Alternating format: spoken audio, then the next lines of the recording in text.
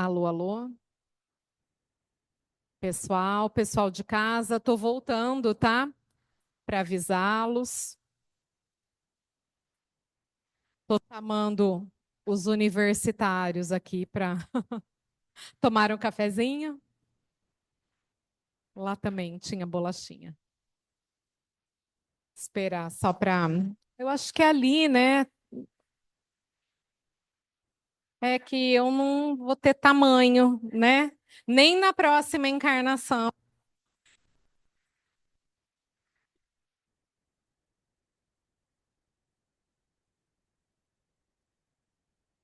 Ai, você, ah.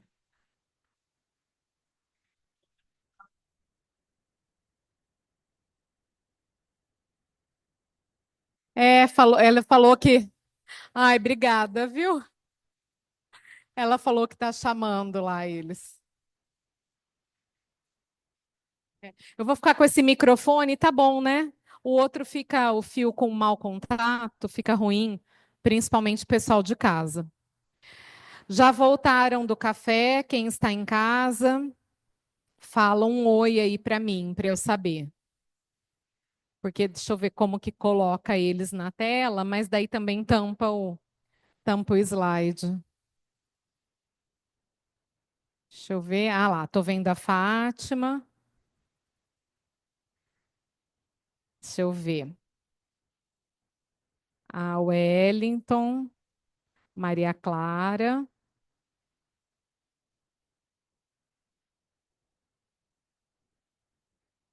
Melissa, Larissa. Agora eu abri aqui. Mas depois eu deixo minimizado, tá, gente? Só para não atrapalhar o slide do pessoal aqui na toda. Nós temos 6 em casa, né? São 6 que estão? Não, um, dois, três, quatro, cinco. Deixa eu ver. É, eu vou ocultar aqui. Bom, vamos retomando, né? Enquanto isso, eles vão chegando. Não tem mais ninguém, né? Fora, já voltaram. Bom, então falamos isso daqui, né? As correntes, o que a doutrina defende, só para vocês saberem, né? Que a gente não tem só a teoria natalista. Eu saí para o café e fui pensando, falei, eu não conversei com eles, né? Não expliquei. Por que que vocês acham que tem toda essa discussão? Tem caneta aqui? Aqui. Por que que vocês acham que tem teorias a respeito do nascituro?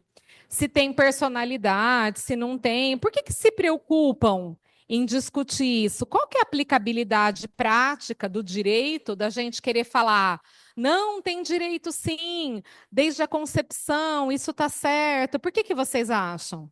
Alguém tem alguma ideia? É uma Hã? questão de professora.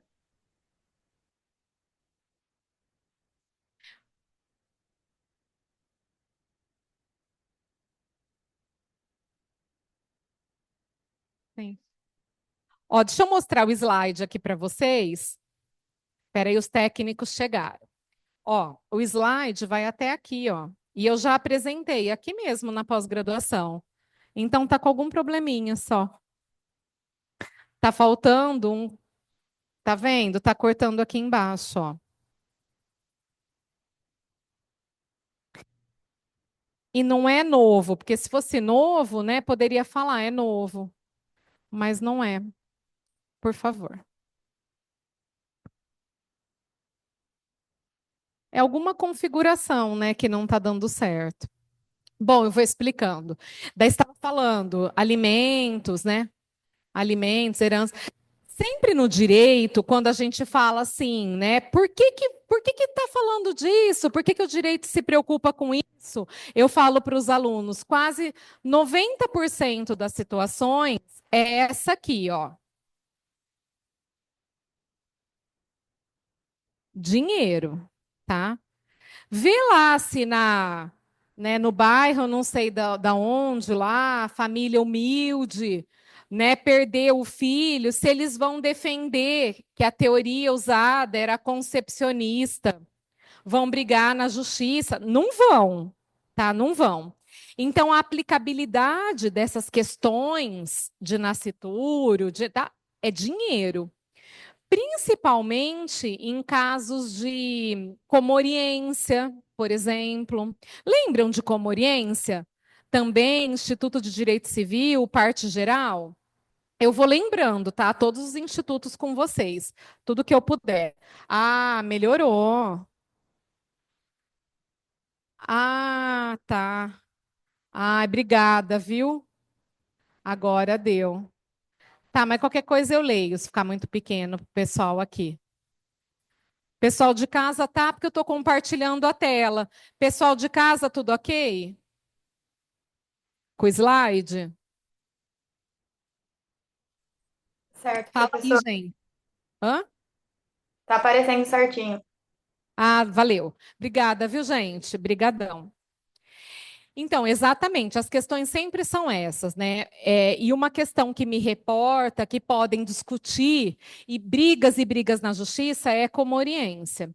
Então, lembram o que é comoriência? Comoriência é um tipo de morte presumida, né? Está prevista, acho que no artigo 8º da parte geral, acho que eu até trouxe alguma coisa sobre ela. Então, está prevista, né? Então, o que é comoriência? Quando duas ou mais pessoas falecem na mesma ocasião, sem saber quem pré-morreu ou quem morreu primeiro, presumir-se-ão simultaneamente mortos. Eu acho que o texto da lei é mais ou menos isso. Então, você está da mesma. E comoriência tem sentido em relações familiares, porque daí o avião cai, né? Todos da família morreram, e isso tem acontecido, né? Com muita frequência. Você liga, né, o jornal, mais um avião caiu. Tá assim esse ano, né? Então, se as pessoas são da mesma família, qual que é a consequência jurídica? Não há transmissão sucessória entre comorientes. E o que que isso significa, professora? Cada um que morreu passa os bens para os seus herdeiros. Daí, se a família, pai, mulher e filho morrem, né, no avião, os herdeiros do pai, os ascendentes, né, se houver ou outros descendentes que não estejam na aeronave, os da mãe, os ascendentes dela, e daí tem sentido começar a defender. Não, a mulher estava grávida, né, já tinha personalidade, é pessoa, já pode herdar, entenderam? Então, essas questões aqui, isso daqui não é para proteger nascituro. Ah, porque eu sou uma defensora, tenho, né, defendo os nascituro. Não, se engane, tá? Isso daqui é no fundo, para resolver dilemas, né, de grandes fortunas, dilemas patrimoniais. E daí começa na justiça a defender que o nascituro também tem porque tem, então aquela pessoa que estava com o nascituro, né, gerando, tem que receber mais porque herda parte do nascituro e se ela morreu, passa para a família, né, dela na hipótese de comoriência, tá? Então se acertou.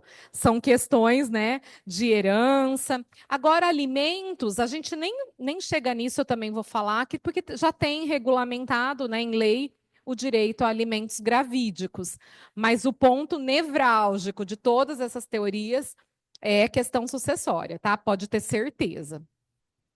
Beleza, vamos lá.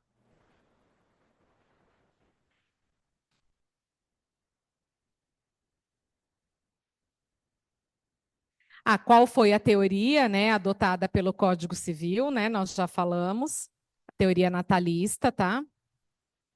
Nascituro. Daí aqui eu fiz um resumo para vocês de quais são as relações jurídicas que o nascituro pode participar, tá? Me desculpa o enquadramento, né? Tá saindo fora aí. Mas lá em casa estava tudo ok. Então, o nascituro é titular, né, de direitos personalíssimos, né? Como ele tem direito à vida, né, a nascer com vida. Ele tem direito à proteção pré-natal, né? Então, ele tem dentro da concepção da teoria natalista, tá? Ele pode receber doação. Se aí você tem que fazer o seguinte raciocínio: se a prole eventual, os filhos que você pode vir a ter, podem receber doação, quanto mais o nascituro, que já está concebido, né? Que está crescendo, está se envolvendo. Então, ele também pode receber doação. Ele pode ser beneficiado por legado e herança. Então, só para lembrá-los, né, legado é aquela deixa testamentária que eu faço o testamento e falo assim: fulano de tal, nascituro de fulana de tal, receberá 20 mil reais da minha poupança no banco tal. Quando eu faço uma deixa testamentária específica para alguém, ela recebe o nome de legado, tá? Então, só para lembrá-los, isso que é legado. Então, eu posso fazer um legado para o nascituro, posso deixar herança para o nascituro, pode, né, ser nomeado curador para a defesa de seus interesses. Né? Antigamente, se discutia se o nascituro poderia ser parte de ação indenizatória. Lembram disso? Hoje, isso daí. Antigamente, o que eu falo, gente, é 5 anos atrás, viu? Não é na década de 1950. Então, olha como o direito civil, né, está mudando, né? Mas a legislação não muda, principalmente essa parte geral. O texto lá só mudou o rol das incapacidades. Não teve alteração legislativa quase que nenhuma. É tudo entendimento mesmo dos tribunais. Então, né, hoje o nascituro pode, né, ser parte, pode ser nomeado curador para a defesa dele, ele pode ser parte. Né? O Código Penal tipifica, né, o crime de aborto, então também tutela o nascituro. Ele pode ser parte, inclusive, na ação de investigação de paternidade. Né? Então, faz ainda dentro do útero, né? Estamos numa outra era, com certeza, né? Uma era de proteção de direitos fundamentais, né? Como nunca se viu. Então, ele também pode ser parte. E olha a lei dos alimentos gravídicos, gente. Olha só. Essa lei é de 2008. Eu até esqueço o ano, porque para mim parece que foi ontem, quando saiu a lei dos alimentos gravídicos. Também chocou a comunidade, né, jurídica. Nossa, lei dos alimentos gravídicos, né? E o que que essa lei fala? Né? A gestante tem direito a alimentos, né? Que na verdade não é para ela, a gestante, é para o nascituro, mas ele só vai receber por intermédio da mãe, lógico, porque ele está no ventre materno. Mas aí eu te pergunto, qual a abrangência dos alimentos gravídicos? Comida? Fruta? O que compreende os alimentos gravídicos? Tudo que necessita para uma gravidez. É esse o conceito de alimentos gravídicos. Tudo que necessita para uma gravidez pode ser hidroginástica? Sim, pode. Pode ser massagem?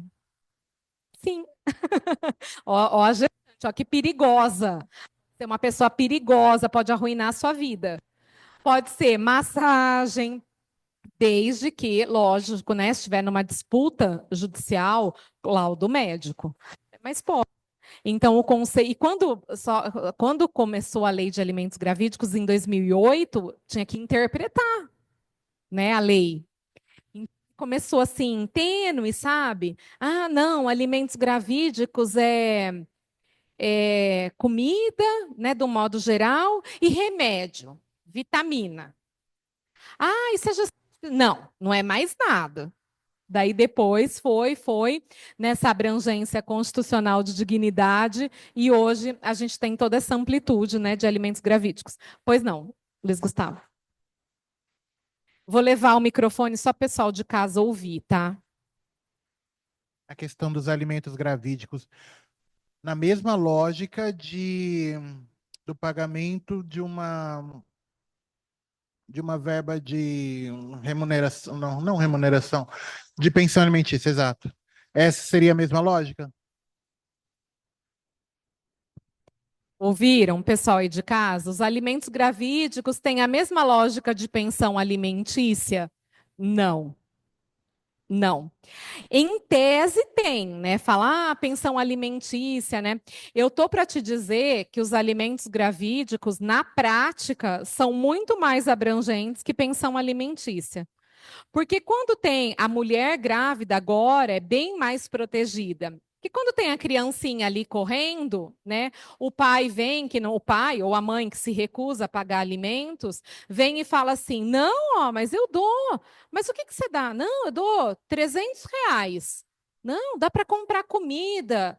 Não, compra uns remedinhos, esse dinheiro é suficiente. Agora, quando se fala em gestante, e se ela conseguir os laudos, e hoje a gente sabe que consegue, né, que ela quer a massagem porque ela está tendo pressão alta, que precisa fazer, e o pai tem que ter condição, lógico, né? Porque os alimentos gravídicos também obedecem o binômio da pensão alimentícia, necessidade versus possibilidade. Tá lógico. Mas você entendeu? Juridicamente é a mesma abrangência, porque se fala de alimentos, mas na prática, a gestante, os alimentos gravídicos têm um poder muito maior, porque envolve a saúde ali, você não está vendo, né? A criancinha. Então, ela pode falar tudo o que ela precisa, desde que esteja, né, respaldada por um laudo médico, tá? Então, eu vejo eles com força muito maior. Então, só para comentar isso com vocês, tá? Que em 2008 era uma abordagem assim tênue, né? Uma abordagem com receio, receosa, né, dos alimentos gravídicos, e hoje é majoritário o entendimento da abrangência que é tudo que a gestante precisar. Tudo engloba os alimentos gravídicos.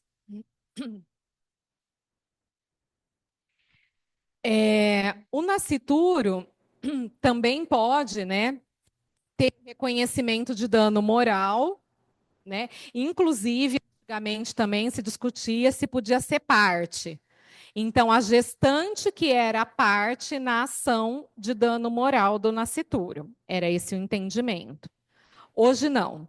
Hoje a gestante pode ser parte e o nascituro pode ser parte. Tem legitimidade processual representado pela gestante. Então, a alteração, né, mais é essa. Possibilidade de indenização, né, pelo seguro DPVAT em razão da morte do nascimento, né? Esse seguro DPVAT é um rolo. Revogam a lei, volta, né? Revoga, não dá nem tempo da gente ver como que tá. Mas se tiver seguro DPVAT, né, agora parece que voltou, se tiver, os tribunais têm farta jurisprudência que tem direito à indenização o nascituro. Pois não, a colega vai perguntar, pessoal de casa.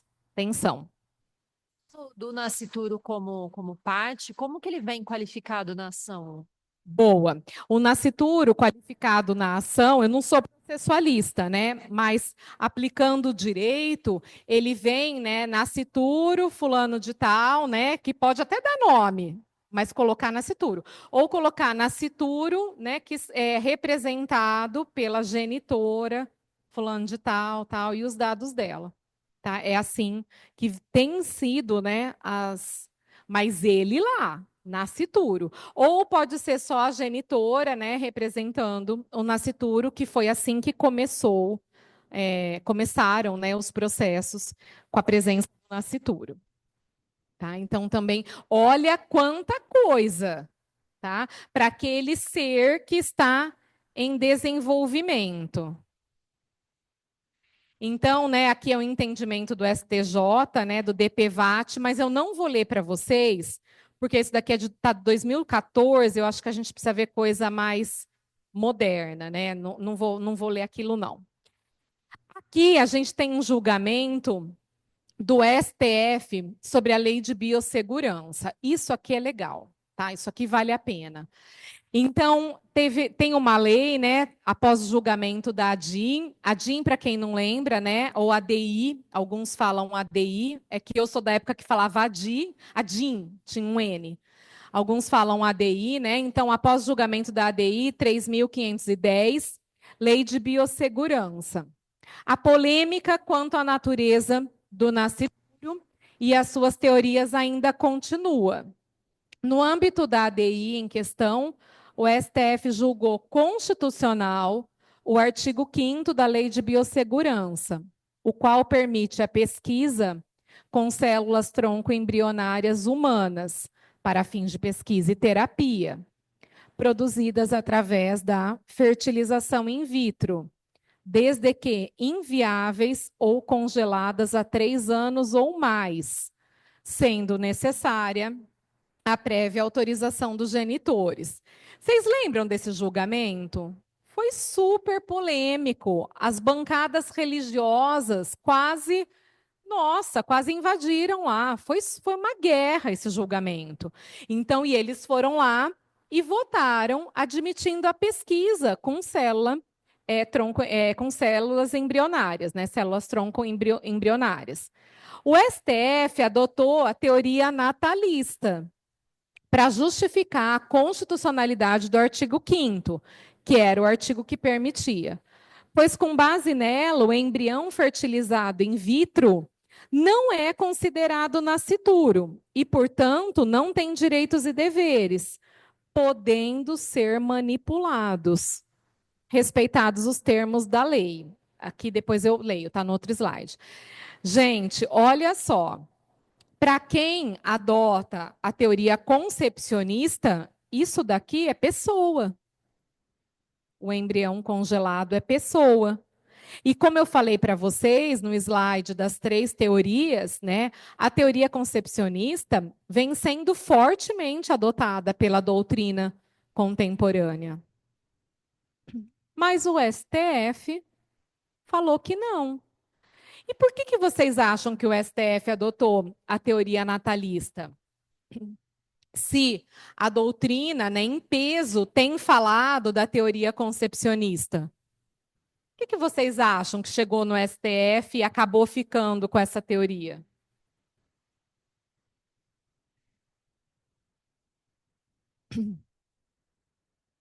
Também pode ser para ter o ativismo judicial, né, que também está muito em voga. Eu falei até na minha tese de doutorado do ativismo. Pode ser, mas analisando cronologicamente, qual a idade dos ministros, gente? Se eu sou do Código de 16, os ministros antes de Cristo, né? AC. Eles podem ser modernos, entendimentos arrojados, né? Mas tem coisa, a gente que estudou há mais tempo, né? Tem coisa que a gente carrega, porque faz parte da nossa formação. Né? Eu sempre me policio assim para não ficar engessada, com preconceito, para ser moderna mesmo. A gente tem que se policiar, porque a gente tem uma formação super conservadora. Super. eles. Imagine você, eles. Né? Se eu tenho uma formação conservadora. Então, eles têm. Né? Podem, né? Então, às vezes, tem uma decisão. Mas, na dúvida, com base no Código Civil, aquilo que você falou, falando lá, tá? A teoria natalista, eles falaram, eu vou fazer toda a interpretação para falar que o embrião fertilizado in vitro é pessoa, eles não conseguiram ir tão longe. Né? Ok, e tudo bem. Daí parte, nunca você vai agradar a todo mundo, né? Isso é impossível. Então, parte da sociedade louvou, né? Né? Principalmente os pesquisadores e as pessoas com doenças degenerativas, que eu acredito que sejam os maiores interessados, mais que os pesquisadores. Então, essas pessoas aplaudiram, né? As pessoas, né, das bancadas religiosas dentro do Congresso Nacional crucificaram. Falaram, não, o embrião congelado in vitro é pessoa, teoria concepcionista. Mas o fato é que o STF se manifestou e as pesquisas devem estar a todo vapor, acredito eu. Tá? Espera aí, vou levar para a colega perguntar. Você está querendo dizer, então, que o posicionamento do STF é conservador? É. Porque para mim é o oposto. Não, sim, quando eles mandam, né, é conservador no sentido da interpretação das teorias. Sim, mas na aplicação da manipulação, né, isso é arrojado. É, mas na defesa das teorias, a teoria mais moderna que a gente tem hoje é a concepcionista. E olha qual eles fincaram. STJ adota mais a concepcionista, salvo engano, né? Perfeito. O STJ está indo, né, com a doutrina majoritária, mais com a concepcionista. E o STF falou assim: não, não. O código fala, é a teoria natalista. Só que daí, muito bem colocado, o que você falou, a aplicação da teoria natalista fez com que, na prática, em termos de pesquisa das células embriões, isso foi arrojado. Né? Mas eu estou falando, analisando juridicamente a decisão. Juridicamente, aplicando a teoria sobre o que é o nascituro, é o mais conservador que existe. Entendeu? Isso é o que tem de mais conservador. Né? Não adotou nem a teoria da personalidade condicional, adotou mesmo expressamente a teoria natalista, tá? Daí, continuando ali, ó, o que infelizmente a lei não tratou. Ah, cortou a última linha. Foi a natureza jurídica que esses embriões possuem. Não está ali, mas está no slide. Então, né, no julgado, eles não falaram a natureza jurídica que esses embriões possuem. Para mim, né, tá claro. Se você adota a teoria natalista, né, os embriões, né, não são pessoa, não tem expectativa de direito, porque quem tem expectativa de direito é o nascituro. O embrião congelado tem expectativa, no máximo, de vir a ser nascituro. Né? Então, o STF ele não abordou, né? E os embriões congelados são o quê?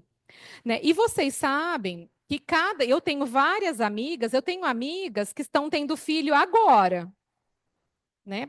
Proveniente de fertilização. Então, né, a mulher foi trabalhar, fez um monte de coisa, o tempo passou e as mulheres, né, isso é público e notório, estão tendo filhos bem mais velhas. Então, essa questão de embrião congelado, né, de aí para células tronco, embrionárias, mas o embrião mesmo, se vai ser implantado ou não vai, isso é um grande drama, né? E o direito vai precisar também acabar, né, tutelando como que vai ficar isso, mas é um drama existente, né, dentro das famílias.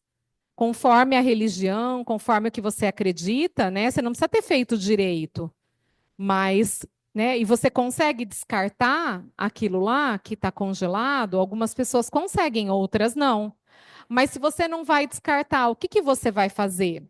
Você tem que pagar, né, uma anuidade para as clínicas de congelamento. E isso é super caro.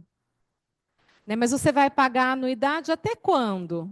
Né? Daí você tem 70 anos. O que, que você vai fazer com os embriões congelados? Né? E você tem 70 anos. Então a gente tem, né, muito ainda pela frente, né? E o direito vem e começa a tutelar essas questões para tentar trazer um pouco, né, de segurança jurídica, eu falo, né, para os alunos, que esse é o objetivo do direito, mas o objetivo primordial é paz social. O direito busca, né, a segurança jurídica, mas a paz social. Então, esse julgamento eu achei bem interessante para mostrar para vocês. Dúvidas de nascituro. Nascituro acabei, esgotei. Tá? Personalidade, os entendimentos, ok? Então a gente passa para o tópico, né, seguinte, que é a capacidade da pessoa natural. Também adoro, né? Porque isso daí mudou, tem o estatuto da pessoa com deficiência, deficiência. Quem se formou ano passado viu já atualizado, né? Agora, quem se formou há mais tempo tem toda essa mudança aqui. Só para lembrá-los, né? Nós temos dois tipos de capacidade civil, Nós temos a capacidade de direito, que é a aptidão para adquirir direitos e deveres na órbita jurídica. E nós temos a capacidade de fato ou de exercício, né, que é a possibilidade de exercer por si só ou sozinho os atos da vida civil. Daí eu te pergunto, qual capacidade civil todo mundo tem, desde o momento que nasce? O deficiente, o cego, o incapaz por doença mental, qual capacidade que todo mundo tem? Muito bem, a capacidade de direito. Então, anota, né? Se você estiver anotando, essa todo mundo tem. Você nasce, você só precisa nascer com vida. Se você nascer com vida, automaticamente você terá a capacidade de direito. Né? Basta nascer com vida. Agora, a segunda, a capacidade de exercício, nem todo mundo tem. Né? Por isso que a gente precisa, às vezes, né, de representação ou de assistência. E é a chamada, né, capacidade de fato ou de exercício. Então, o nascituro, um belo dia, nasce com vida. Legal. Ele se chama José. Nasce com vida, é o José. O José, assim que nasceu, respirou, adquiriu personalidade jurídica e automaticamente adquiriu a capacidade de direito. Só que ele é bebê, ele tem uma semana só. Então, ele não tem a capacidade de fato de exercício, ok? Fácil, né? E aí, como ele vai? Ele não pode exercer os direitos? Ele precisa alcançar a maioridade?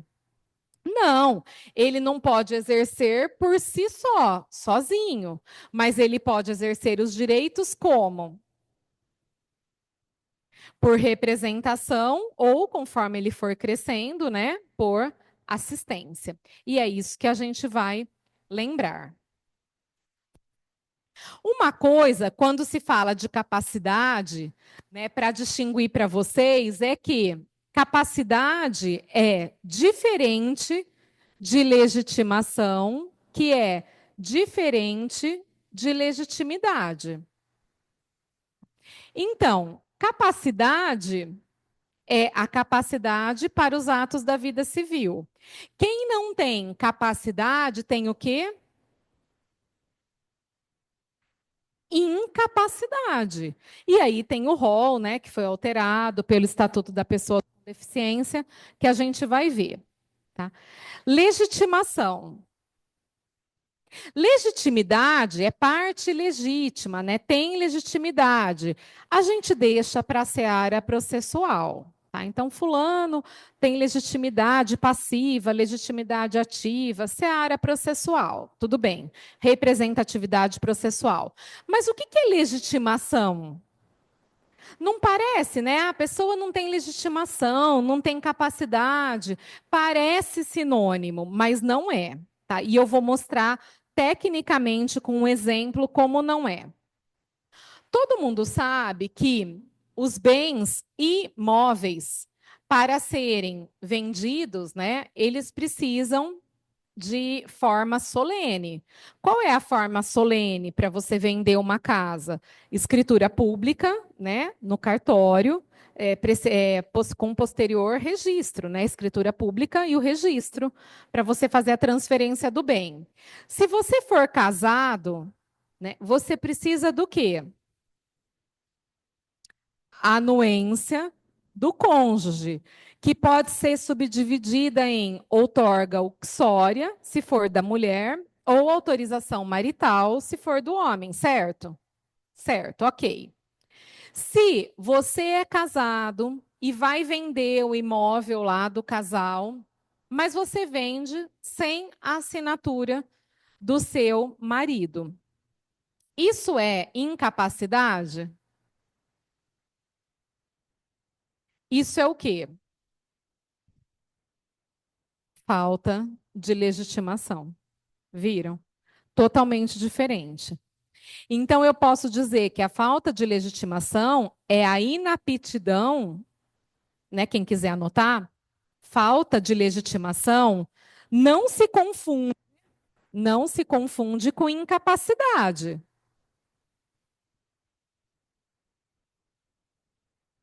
Não se confunde com incapacidade. Na medida em que a primeira, na medida em que a primeira é a inaptidão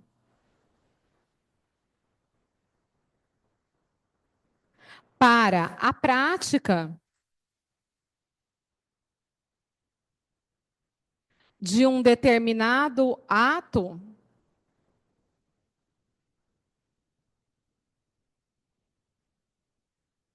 sem observância dos requisitos legais.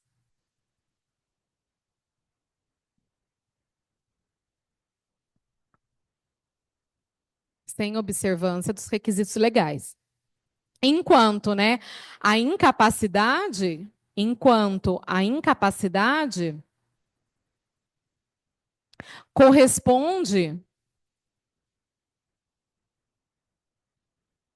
ao rol taxativo. Corresponde ao rol taxativo previsto nos artigos 3º e 4º.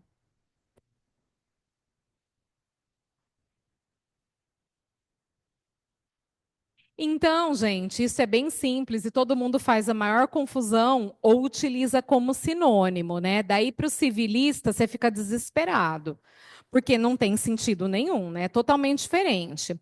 Se eu for no cartório, sou casada, vou vender um bem comum, passar a escritura sem autorização marital, eu não sou incapaz. Né? O ato praticado vai ser nulo, mas não por incapacidade, mas por uma ausência de cumprimento dos requisitos legais que acarreta a nulidade do ato. Então, é totalmente diferente. E incapacidade só pode ser o que está no rol do artigo 3º e no rol do artigo 4º, ponto. Tá? Então, não tem nada de sinônimo. Né? Capacidade não é sinônimo de legitimação e não é sinônimo de legitimidade. Agora, vamos ver o rol, né, do Estatuto da Pessoa com Deficiência, né, o que alterou. Então, o Estatuto, né, o EPD, é de 2015, né? Também parece que foi ontem, quando eu atualizei tudo para mostrar, né, a nova caracterização das incapacidades. Então, já faz todo esse tempo, né? Já faz 10 anos o Estatuto, né? Ele reconstruiu a teoria da capacidade civil. Como eu falei, quem se formou recentemente já viu dessa forma. Agora, quem se formou há bastante tempo, né? Isso aqui é uma baita atualização, tá? Então, o rol da capacidade, né, foi totalmente reconstruído. Até então, os artigos 3º e 4º, né, do Código Civil, dispondo sobre incapacidade absoluta e relativa, inseriam a deficiência, né, como causa de incapacidade civil, inclusive na incapacidade absoluta.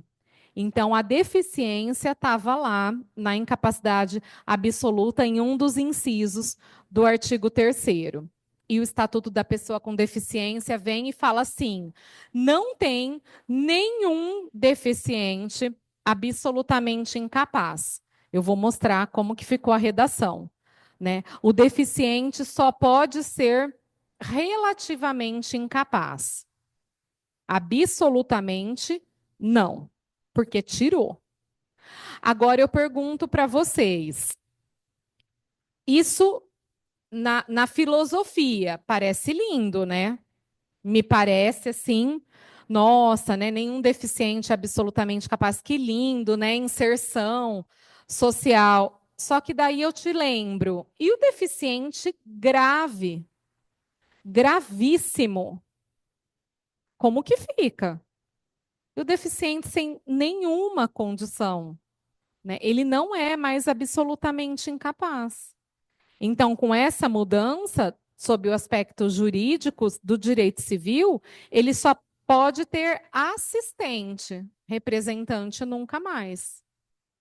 Eu não sei, eu queria entrevistar as famílias com deficiente grave para saber como que elas estão conduzindo isso daí. Sim, porque olha, isso daqui o legislador achou que ia enaltecer, promover a garantia dos deficientes, né? Mas para os deficientes graves foi um tiro no pé, porque eles perderam a proteção.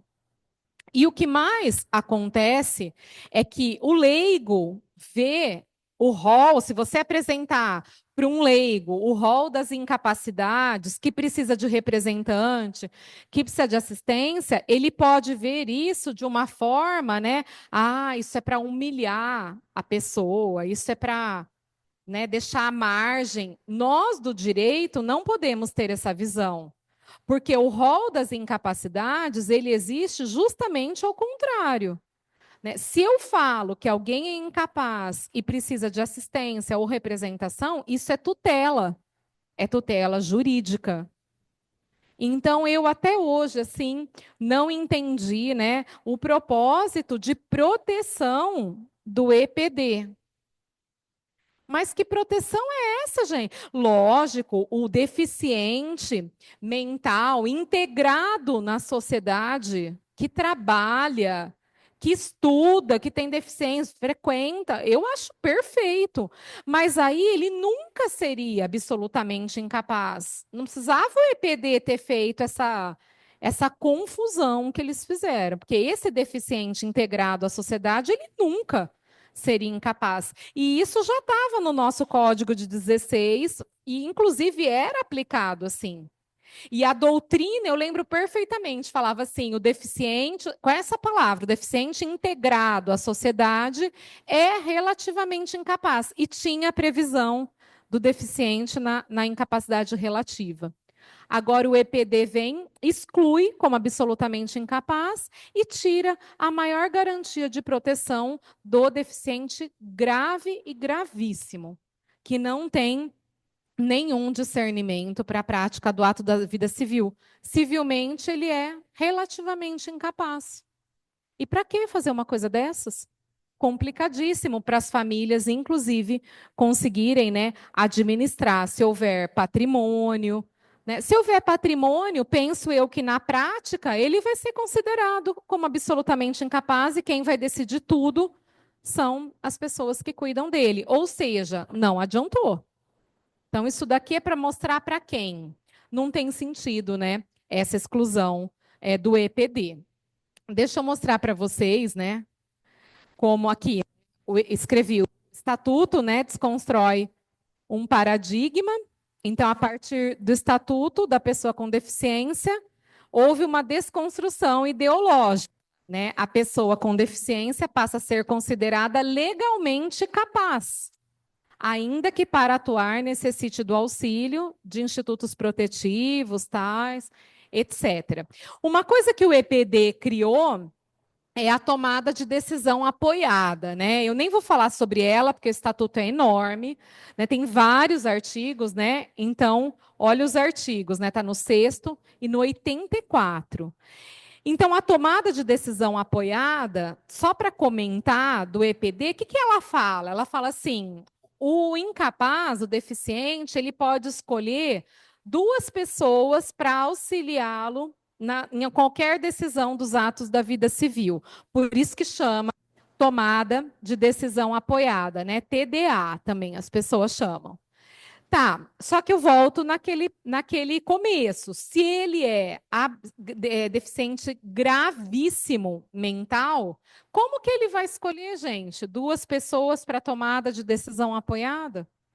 Às vezes até em coma, hospitalar, sem conseguir falar, sem conseguir ter manifestação de vontade, né, válida civilmente, tá? Que eu falo, juridicamente. Então, né, não vai conseguir. E o EPD coloca esse instituto de tomada de decisão apoiada, que tem razão de ser, quando a deficiência é moderada e ele está integrado à sociedade. Daí tem todo o sentido de ser. Tá? Então, isso daqui também para comentar, né, com vocês, que foi uma inovação do Estatuto, né, mas que só funciona para a deficiência moderada. Posso passar? Quem está anotando? Posso? Então, alguns dispositivos, né, esse que eu comentei, né, que eu citei no slide anterior. Então, artigo 6º, né, a deficiência não afeta a plena capacidade civil da pessoa,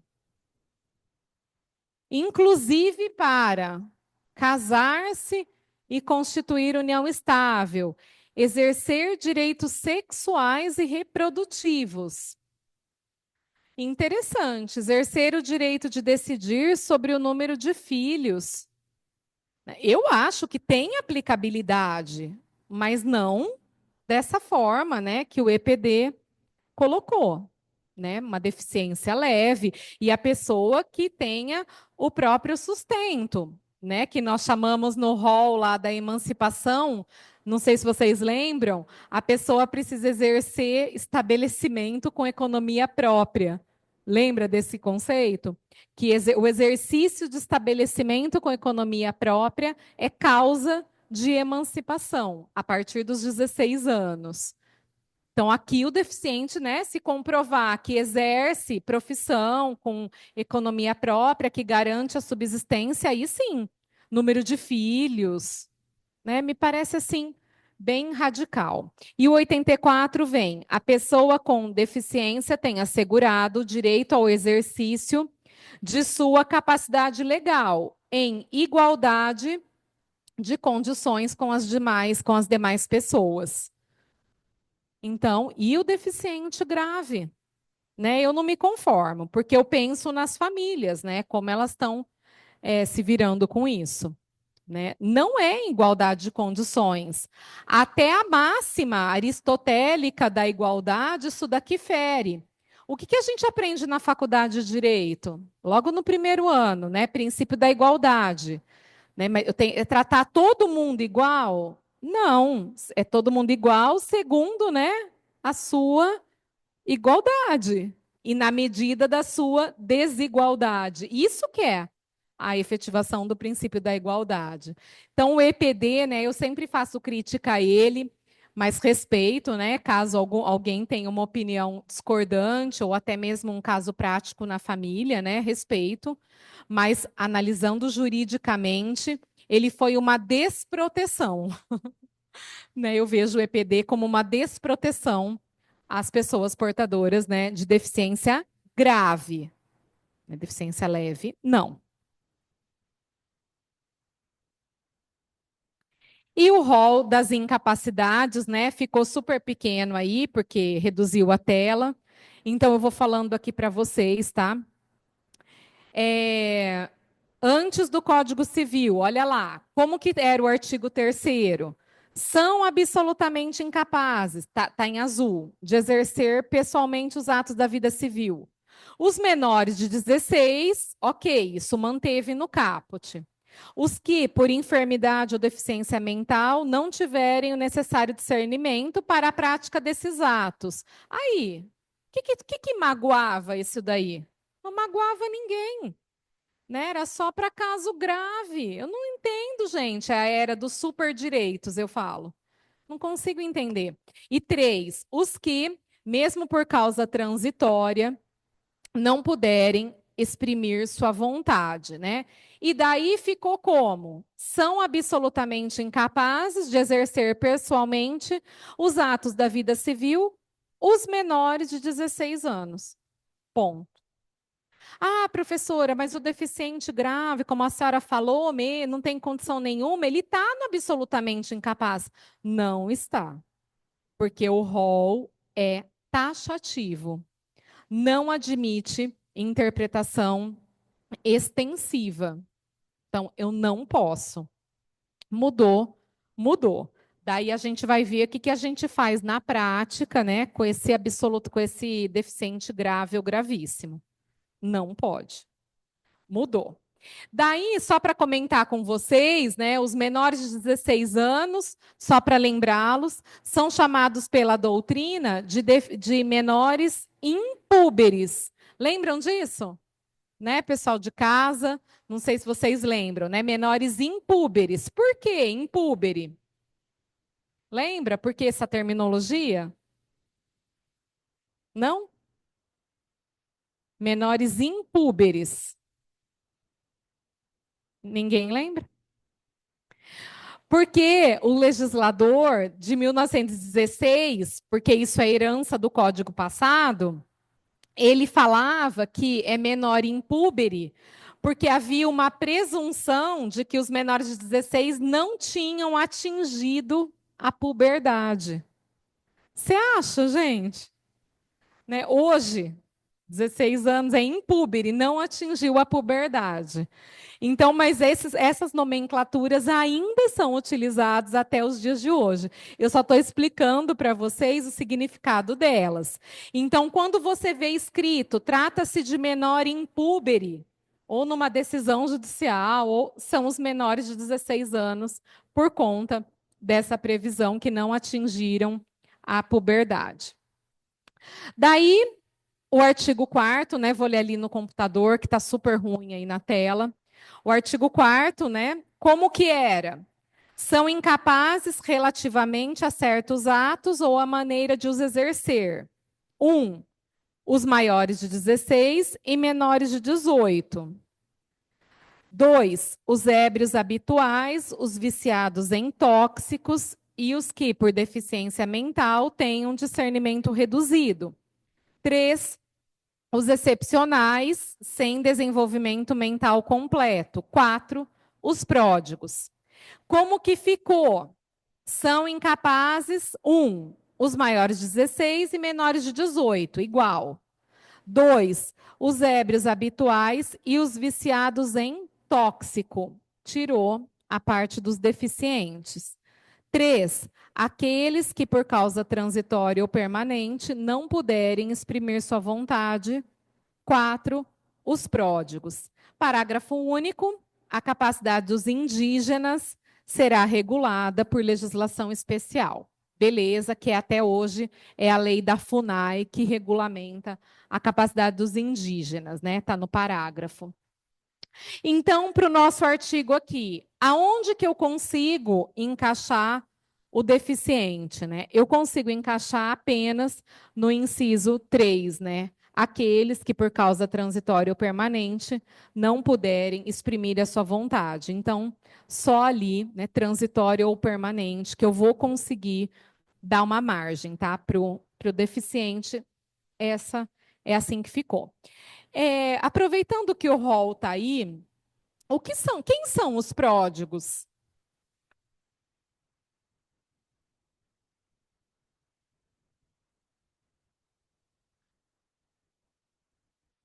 Prodigalidade.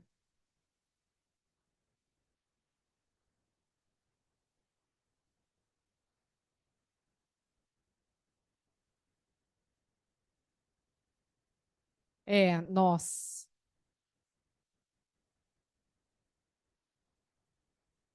Sim, os tigrinhos, né? Deus me livre.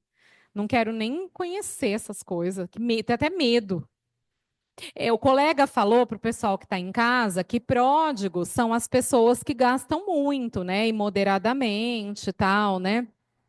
Já ouviram, né, esse conceito? O pródigo vem até da Bíblia, né? Filho pródigo. Recebeu metade do pai, da herança, foi, gastou tudo e voltou, né? Com o rabinho no meio da perna, como diria a minha avó. Né? Mas, juridicamente, pródigo é mais que isso. Então, tem um plus.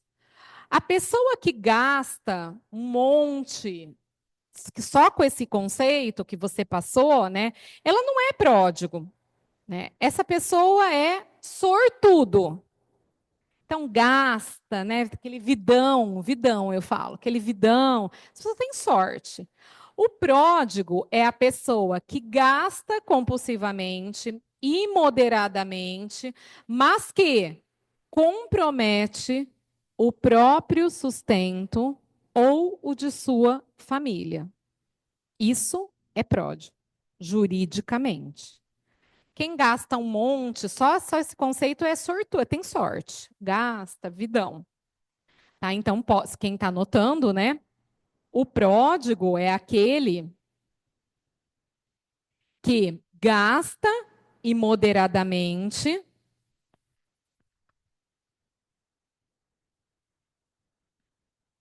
mas também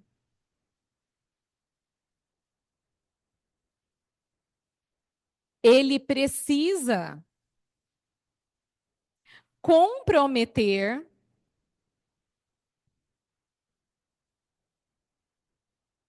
a própria subsistência, bem como a dos que dele dependam. Bem como a dos que dele dependam. Isso é o conceito jurídico de pródigo, tá? Peraí, vou levar o microfone para o colega. Uma pessoa ser atestadamente pródiga deveria ter um laudo médico para isso? Ou assim, a gente vê socialmente já poderia considerar ela? Porque eu sempre, as hipóteses que eu estou pensando são todas, por exemplo, de casos médicos, por exemplo, uma pessoa viciada em drogas ou que tem alguma patologia de algum sentido assim, eu pensei pelo menos. Boa. O colega falou, mas como que eu. Eu acho que todo mundo conhece um pródigo na vida, não conhece? Toda família tem uma historinha para contar, né? Ah, a pessoa que dá trabalho, que faz isso, faz aquilo, faz empréstimo, todo mundo tem que ajudar, todo mundo tem. O pródigo, se for, o colega falou assim, a pessoa usa droga, né? Se a pessoa usar droga, viciar, gastar tudo que tem, ela não é pródiga. Ela está aqui, ó. Ela é viciada em tóxico e relativamente incapaz.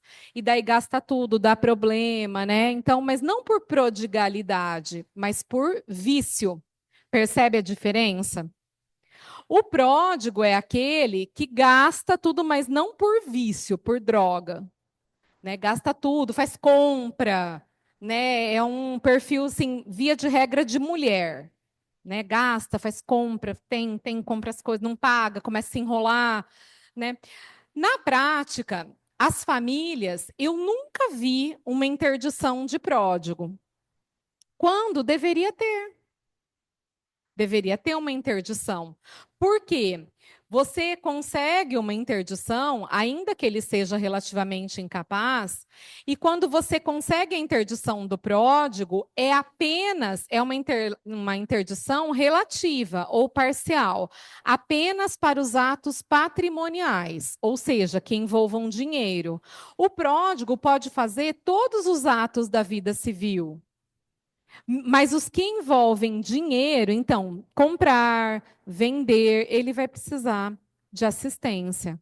Só que como que a gente vê? As pessoas fazem isso? Ou vocês já viram interdição de pródigo? Eu nunca vi. As pessoas não fazem. E o que que acontece? Ficam a vida inteira tutelando informalmente o pródigo. Então, enquanto os pais são vivos, os pais passam pano, sabe aquela coisa? Passa pano, vai lá, acerta. Depois os pais morrem. Se tem filho, os filhos têm que ajudar o pródigo, e assim vai até que a morte os separe. Porque é assim. Mas e por que vocês acham que nenhuma família toma uma providência de interdição? Porque só se tomar a interdição, você vai conseguir registrar no cartório, você precisa registrar para poder questionar os negócios jurídicos praticados pelo pródigo sem assistência, né? E como que você vai fazer isso se você não faz? E por que que as pessoas não fazem? Hã? Não. A prova do pródigo, menina, é que você não deve ter ninguém na sua família. É facinho. Porque causa o maior estrago. Faz muita, você prova facinho. Faz conta, por exemplo, ganha 1.000, né? Todo mês gasta 10.000. Então você prova facilmente que é pródigo. E por que as famílias não fazem? Porque a nossa sociedade tem preconceito com as tutelas. Isso está arraigado na nossa cultura. Nós temos preconceito de falar de incapacidade, né? Tanto que nós tiramos todos os deficientes, como se fosse um pecado. E é exatamente o contrário. A mens legis, né, o significado da lei é protecionista. Por que nós não interditamos o pródigo? Porque isso seria uma ofensa.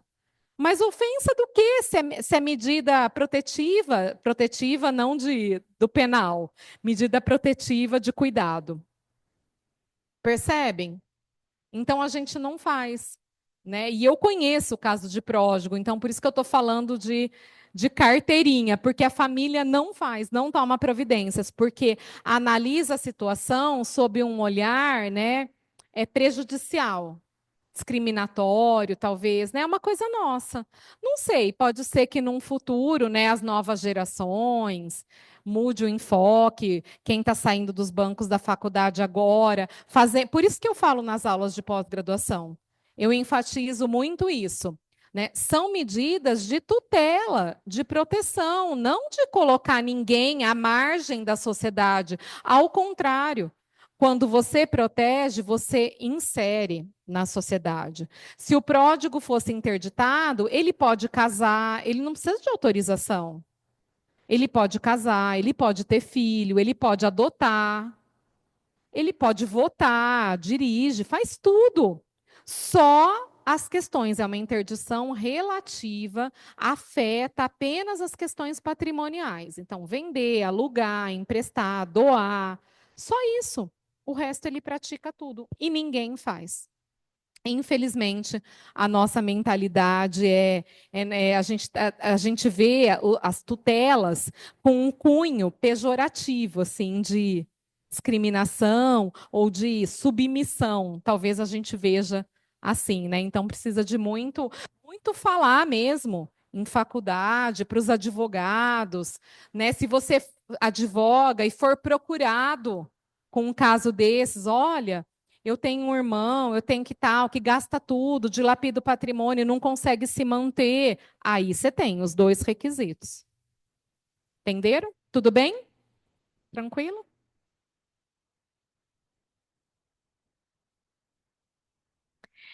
Então, né, só para frisar, toma cuidado, que a partir do EPD, né, do Estatuto da Pessoa com Deficiência, a única hipótese de incapacidade civil absoluta do artigo 3º é a do menor impúbere, abaixo dos 16 anos.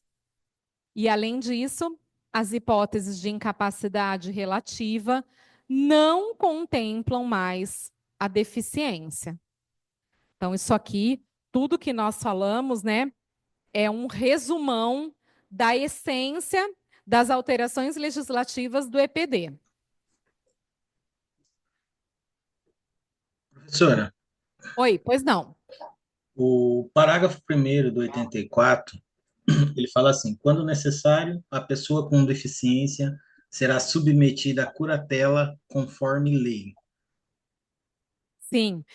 Daí ele foi dando, né, as hipóteses, né, de curatela. Eu parei o compartilhamento. Aqui, peraí. Ele foi que eu quis ver você e parei.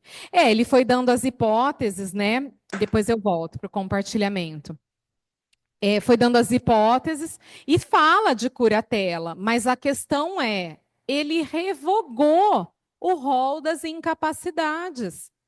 Então, vai cair na curatela mesmo ou na tomada de decisão apoiada, mas revogou. Eu não tenho como colocar o deficiente no rol da incapacidade absoluta.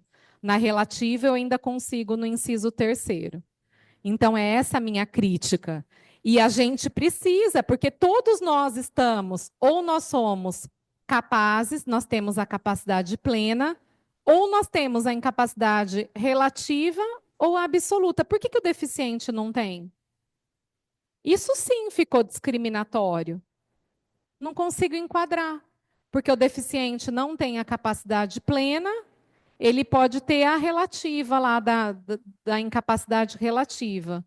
Mas ficou esquisito. E o grave, o deficiente grave, eu não enquadro em nenhuma incapacidade, entendeu? Então é mais essa a crítica que eu faço. Entendeu, Wellington? Entendi.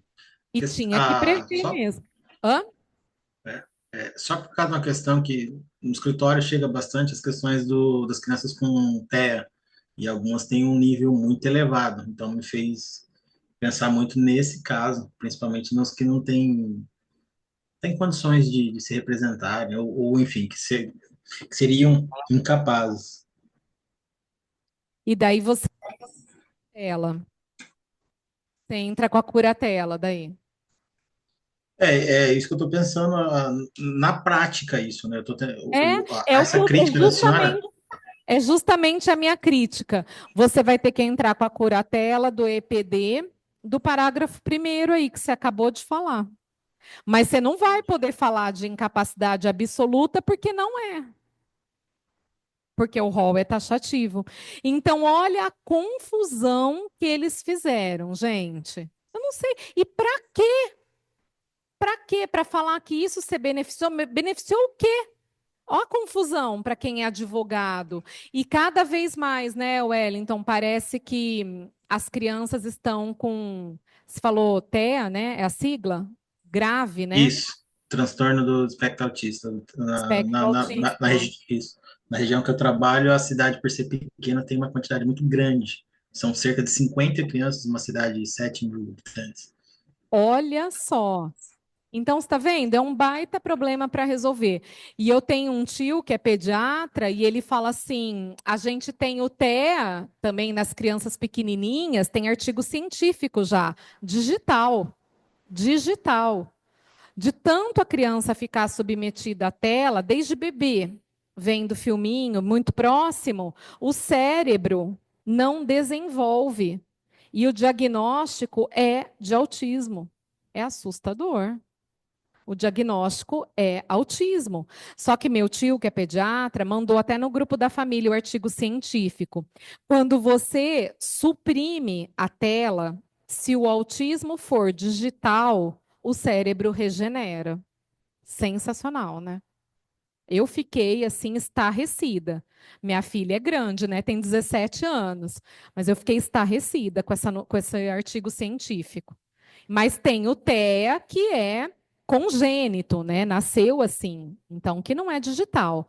Mas isso daí fica a dica, viu, Wellington, aí para seus clientes do autismo digital. Às vezes a mãe nem sabe, tá achando, né? Nem sonha e tá deixando lá, porque fala assim, ele acalma, ele não sei o quê. Se você suprime totalmente para bebê, né? O cérebro regenera. Olha só. Por isso que a lei, né, gente, dos celulares, né, que não pode ir nas escolas, né? A minha filha é adolescente, está no último ano do ensino médio, né? Ela falou: "Mãe, você já pensou?" Eu falei: "Fique tranquila. Você vai sobreviver. Eu te garanto. Eu tô aqui, ó, sobrevivente. Eu era do orelhão." Ela falou: "O que é isso?" Eu era do orelhão, Rafa, sobrevivi, tô para te contar a história. Eu sou da era que não tinha celular, nem internet, que a gente ia aqui na biblioteca da IT, lá, no primeiro prédio. Baixava a biblioteca inteira. Daí você viu, Rafa, como eu tô acabada? Acabou com a mamãe, né? Não sobrou. Tô inteira. Sobrevivi, você vai aguentar. Dela, não, mãe, eu não sou viciada. Eu falo assim, eu sei que você não é. Ela falou, mas o pessoal vai ficar enlouquecido. Ficaram nada. Dá piti 1, 2 semanas, fala mal do governo, da igreja, depois passa. Porque nós somos assim, Darwin, se adapte para sobreviver. Você não pode dar muita trela para essa criançada. E os pais ficam, ai, coitado, se tiver dor de barriga, eu não dou trela nenhuma. Eu falo, fique tranquila, isso com bom humor. Daí ela dá a risada. Com bom humor, nem escuto o que está falando, saio. E tudo bem, né? Então, assim, isso também, né? A era digital também agora é causa de deficiência, né? Como eu estou contando isso para vocês do artigo científico, né? Então, Wellington, o seu caminho é não falar a palavra incapacidade, porque vai estar tecnicamente errado. Mas você pode dar um info... Pode não, né? É o que te sobrou. Parágrafo 1º aí do 84, né? Você entra com a curatela, com laudo médico e coloca na sua petição que não é curatela parcial, é total em virtude da gravidade da deficiência. É isso que tem que ser colocado, né? E junta todos os laudos e daí eu quero ver, né? Só não vai chamar de incapaz, mas vai ter toda a medida prática, né, da época do rol da incapacidade absoluta, que é o certo, para proteger, não para discriminar. Achei que tinha levantado a mão. Tudo bem, Wellington? Quer falar mais alguma coisa? Não, obrigado. A dúvida era essa mesmo. Já me deu um norte aqui. Obrigado. Ah, valeu. Isso mesmo, vamos discutir os causos, fica bem mais interessante. Estou voltando aqui o compartilhamento. Tá, espera aí. Tá vendo aí, gente? Vocês estão vendo?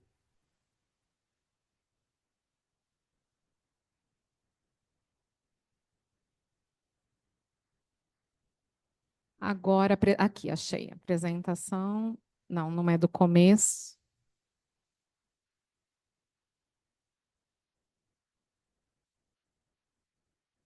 Bom, estatuto, EPD, tá. Tema de repercussão geral, né? Tema 1096. Eu escutei de uma juíza aqui da Vara da Fazenda Pública, que eu atuo, né? Ela brincou comigo, ela falou: ih, doutora, tá cada vez mais difícil da gente julgar qualquer coisa, porque tudo tem um tema de repercussão geral, nós estamos ficando aqui maluca. Daí eu dei risada, né? E fui embora pensando assim, achei que era só eu. Fui embora. Voltei toda feliz, falei, elas também estão sofrendo. Daí voltei realizada. Porque a gente fica, né? Você vai aplicar uma doutrina, um código, mas tem um tema. Né? E eu não sou muito boa assim de ficar pesquisando nos tribunais, né? Então eu sempre peço para algum assistente lá mais chofem fazer essa pesquisa, porque não sei, é tanto tema, é tanto assunto, né? E aí a gente tem esse aqui que eu trouxe para vocês, né?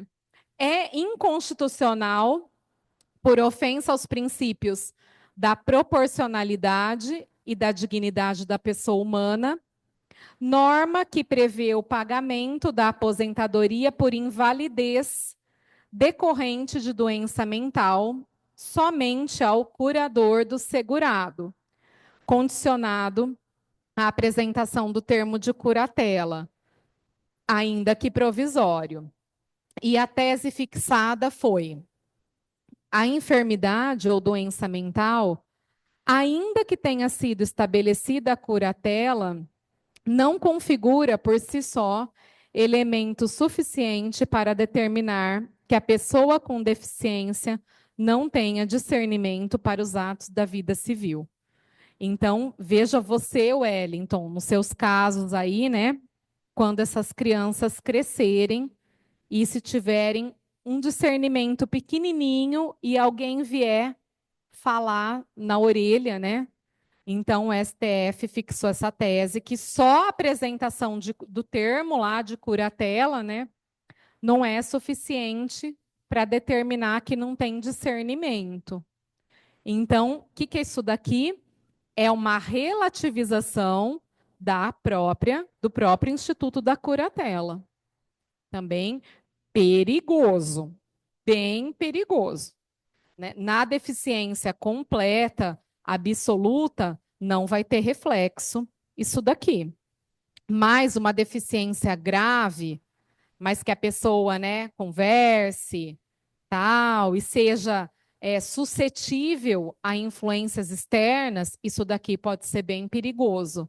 E perigoso para quem? Para o curatelado.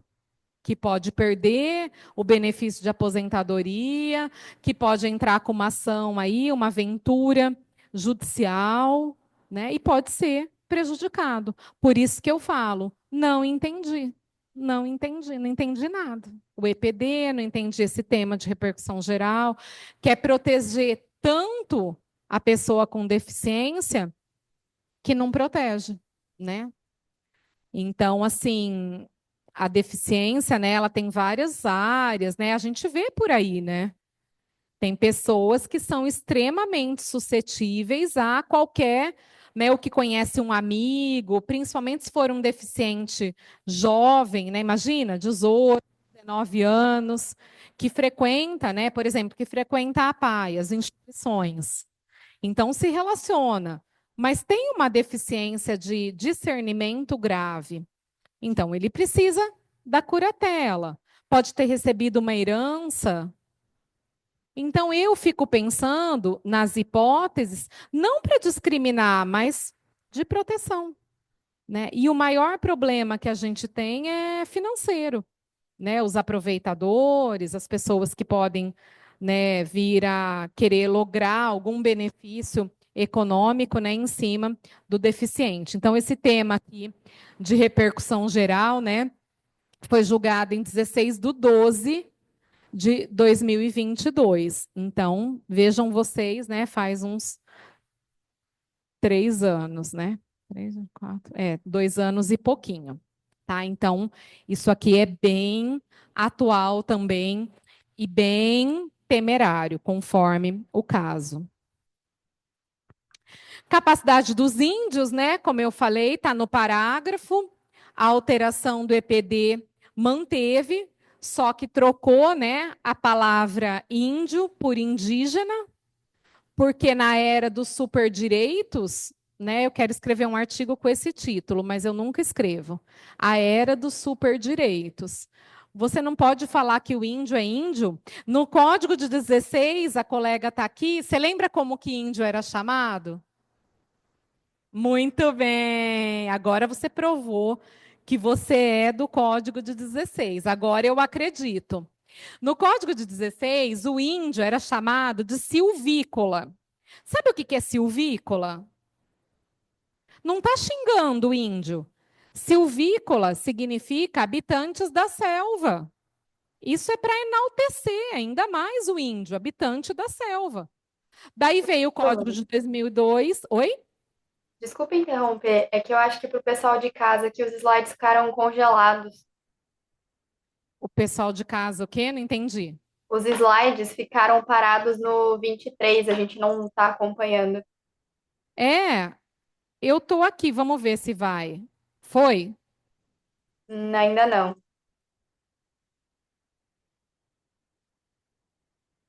E está escrito aqui, você está compartilhando a tela. Para todo mundo está parado ou só para alguns? Para mim também tá. Porque Para pode ser mim também. Tá todo mundo parado? Então, vou compartilhar de novo, tá? Interrompi.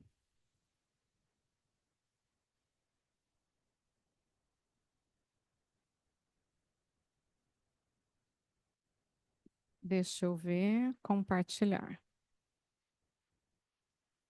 E aí, gente? Acho que agora foi, professora. Ai, que bom, desculpa, viu? Ainda bem que você avisou. Imagina, desculpa atrapalhar a explicação também. Imagina, vocês pegaram o anterior, tema de repercussão geral? Acho que a Então, gente pegou a explicação só. tá, então, desculpa, devia ter me falado, ó. Anota aí, então, o tema. O 1096, né? Tema de repercussão geral, STF. Só para vocês terem, né? Ok? Anotaram? Tem um chat aqui, mas eu não consigo, eu não tenho coordenação para ver tudo, tá? Mas depois vai entrar. Depois eu prometo que eu vejo tudo. Então, o tema de repercussão geral, e aqui voltei, né? Capacidade dos índios. Então, no Código de 16, os índios eram chamados de silvícolas, habitantes da selva. Daí o legislador de 2002, não sei por que cargas d'água, falou: não, habitantes da selva, acho que magoa o índio. Porque, não sei, nem todo índio gosta da selva, não entendi até hoje. Daí mudou para índio. A capacidade dos índios será regulada em legislação especial. Daí veio o EPD e falou: não, índio, chamar alguém de índio pode ser ofensivo.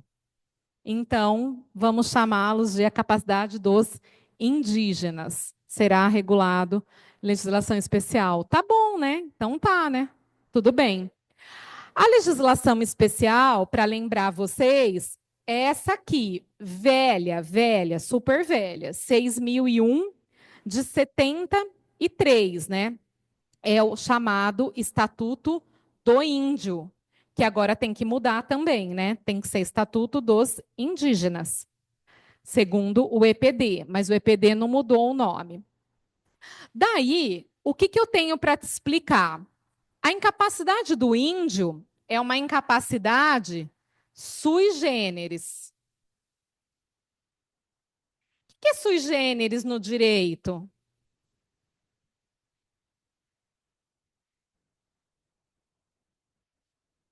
Sui generis. Hã? Especial, específica, isso mesmo. Capacidade do índio é sui generis, é especial, específica. Por quê? Porque essa lei ali do slide, a 6.001, ela fala assim: o índio tem capacidade, né, para os atos da vida civil, representado pela FUNAI. Nossa, que esquisito. Mas se ele tem capacidade, é representado, só é representado por alguém quem é incapaz, né? O índio deve ser assistido, coloca assistido ou representado, algum termo assim, que dá a entender tecnicamente que o índio é incapaz. Então, a doutrina, analisando essa legislação, veio e falou assim: olha, a incapacidade dos índios gênero. É sui generis. Porque, ao mesmo tempo que a lei fala que ela é capaz, fala que ele precisa ser assistido, acho que é assistido pela FUNAI, precisa ser assistido. Tá? Então, só tem assistência quem é relativamente incapaz. Então, ficou esquisito. Na prática, qual é a interpretação da jurisprudência? O índio integrado à sociedade, o índio integrado à sociedade, é capaz para os atos da vida civil. Então, o que é um índio integrado à sociedade?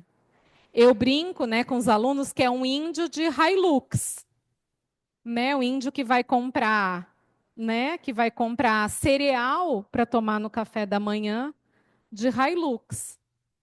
Esse índio é integrado à sociedade. Então, logo, ele tem capacidade. E o índio que mora na tribo Moicatá, dentro da Amazônia, que nunca tiveram acesso.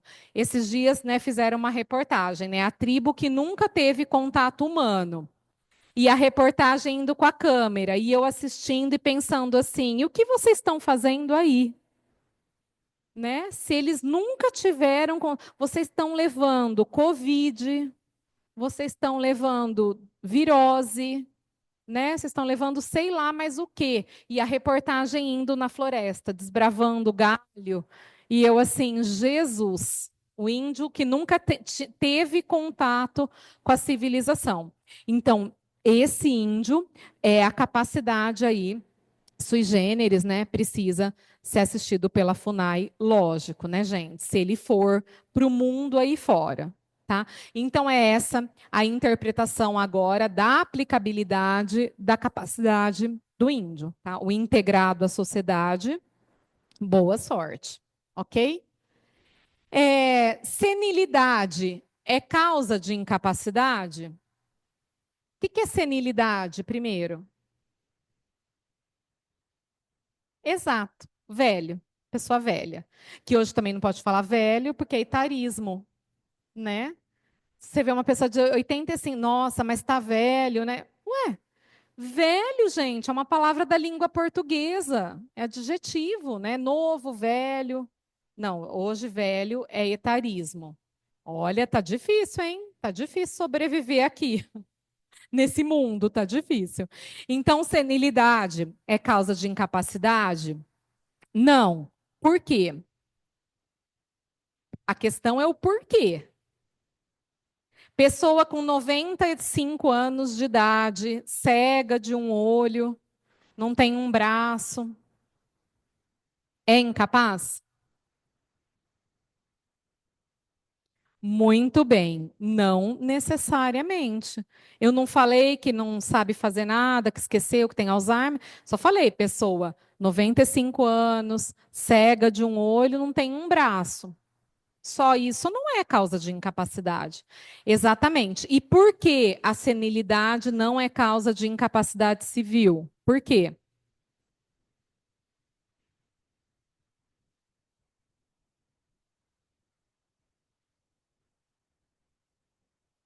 Então, mas por que só falar que é velho não é incapaz? Alguém aí de casa sabe?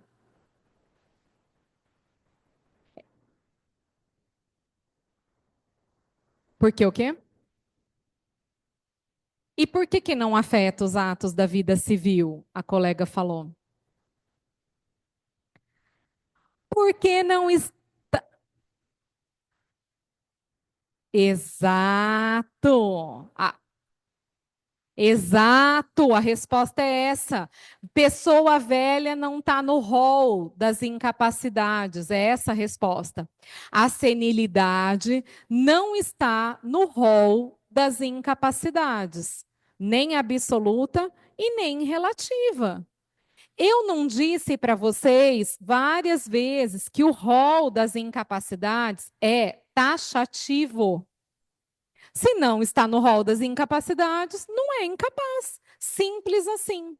Agora, a pessoa de 95 anos, cega de um olho, sem um braço, em coma. Em coma, ainda não é absolutamente incapaz, porque o EPD tirou tudo que tinha. É o que? Relativamente incapaz, por causa, no 3 lá, por causa transitória ou permanente.